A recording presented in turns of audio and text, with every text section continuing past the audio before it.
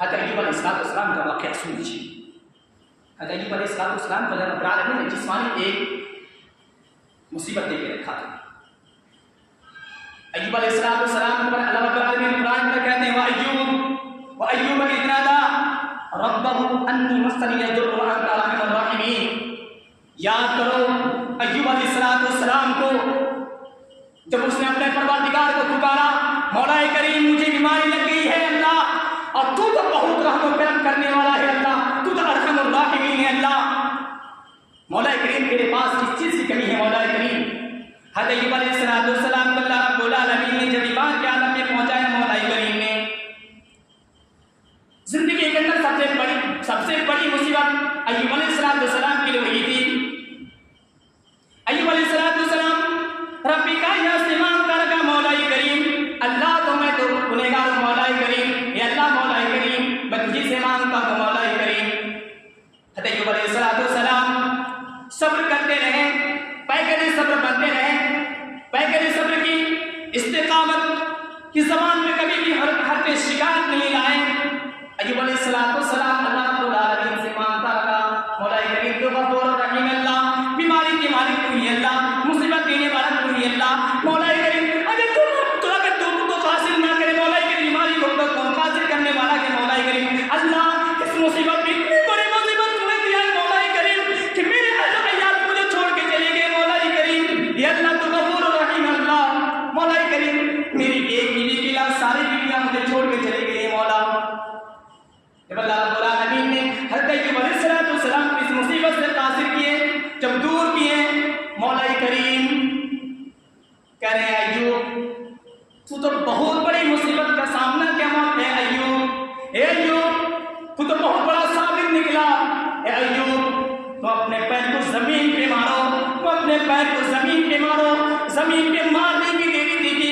اللہ رب العالمین نے ایک چشم روان کو اللہ رب العالمین کر دیے. ایوب علیہ السلام اسی پانی کو پیتے رہے، اسی سے بدل کرتے رہے اور اپنے بدن کی شفا رب پہ غلط دیتا رہا.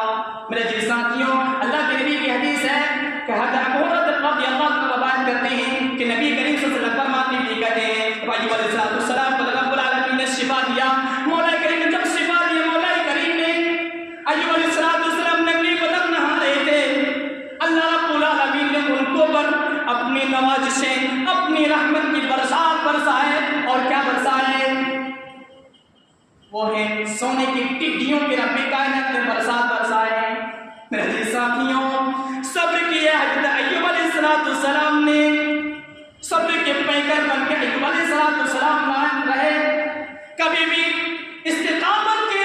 حرف شکایت نہیں لائی کہ رب کائنات نے مجھے مصیبت دے کے رکھا اللہ،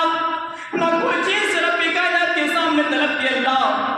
مولا کریم فلاں چیز مجھے عطا کر، نہیں بلکہ یہی اللہ رب العالمین سے کہہ دے اللہ تو شفا دینے والا ہے اللہ، تو ارحم الراحمین ہے اللہ تو ارحم الراحمین ہے اللہ. میرا جی ساتھیوں، اللہ کے نبی صلی اللہ علیہ وسلم کی حدیث ہے کہ ان کے اوپر سونے کی ٹڈیوں کا اللہ رب العالمین نے برسایا. حضرت ایوب علیہ السلام اپنے کپڑے سے لپیٹنا شروع کر دیا ان ٹڈیوں کو. اللہ پکارا، اے ایوب تم کیا کر رہے ہو؟ کیا میں تمہیں ان ٹڈیوں سے بے نیاز نہیں کر دیا؟ ایوب علیہ السلام کے الفاظ سن لیجیے میرا جی ساتھیوں. ایوب علیہ السلام کہتے ہیں اللہ تو مجھے ان ٹڈیوں سے بے نیاز کر سکتا ہے، لیکن تیری رحمت سے تیری عزت کی قسم کھا کے کہتا ہوں مولا کریم تم مجھے تیری عزت کی قسم کھاتے ہوئے کہتا ہوں مولا کریم تیری رحمت سے میں بے نیاز نہیں ہو سکتا. میرا جی ساتھیوں، اللہ رب العالمین نے یہاں پہ ایوب علیہ السلام کو صبر کے بدلے رب کائنات نے دے دیے. میرا جی ساتھیوں، آئیے اب اللہ کے نبی صلی اللہ علیہ وسلم کی طرف. نبی کریم صلی اللہ علیہ وسلم حضرت ام عائشہ رضی اللہ عنہا فرماتی بیان کرتی ہے کہ میں نے اللہ کے نبی سے سوال کیا، سنیے ہو گیا، اللہ کے نبی سے میں نے سوال کیا کہ اللہ کے نبی صلی اللہ علیہ وسلم کہ آپ کو یوم احد سے زیادہ، یوم احد کے دن سے زیادہ کہیں آپ کو سختی آئی؟ اللہ کے نبی صلی اللہ علیہ وسلم فرماتے ہوئے کہتے ہیں اے عائشہ میری قوم نے مجھے اتنی ستائی، مجھے اتنی اذیت پہنچائی ہے کہ جب میں یوم عقبہ کے دن، اللہ کے نبی کی بات ہے کہ میں نے یوم عقبہ کے دن جب میں نے ابن عبد یلیل کو عبد یلیل بن عبد کلال کو میں نے اسلام کی دعوت دی اور اسلام کی دعوت قبول کرنے سے اس نے انکار کر دیا، مجھے میں اتنا بڑا مایوس ہو گیا، اللہ مجھے اتنی اذیت اس دن پہنچی، اتنی میں پریشانیوں کے سامنا کرتا رہا کہ میں ہوش نہیں بے ہوش ہو گیا، مجھے اتنا میں غمزدہ ہو گیا۔ اللہ کے رسول فرماتے ہوئے کہتے ہیں میرا جن ساتھیوں جب انسان غمزدہ ہو جاتا ہے، جب مصیبت کا سامنا کرتا ہے، یقین ہے کہ وہ بے ہوش ہو جاتا ہے، نہ اسے کوئی دماغی ٹینشن پیدا ہو جاتی ہے، میں کیا کروں، مجھے وہ سمجھ نہیں آتا کہ فلاں بندہ میرے سامنے ہے۔ اللہ کے رسول فرماتے ہوئے کہتے ہیں جب میں نے میقات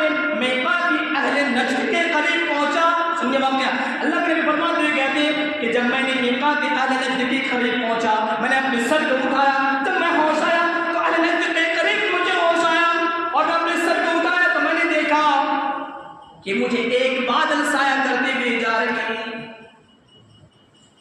نبی کریم صلی اللہ علیہ وسلم کہتے ہیں کہ میں نے اپنے نظر کو اوپر کیا، دیکھا کہ جبرائیل علیہ السلام مجھے پکار رہے ہیں۔ جبرائیل کہتے ہیں اے محمد صلی اللہ علیہ وسلم، آپ کے قوم نے جتنی آپ کو تکلیف دی ہے، جتنی پریشانی آپ کو دی ہے، جتنی جو مصیبت کے آپ سامنا کرتے ہوئے چل رہے ہیں کہ محمد،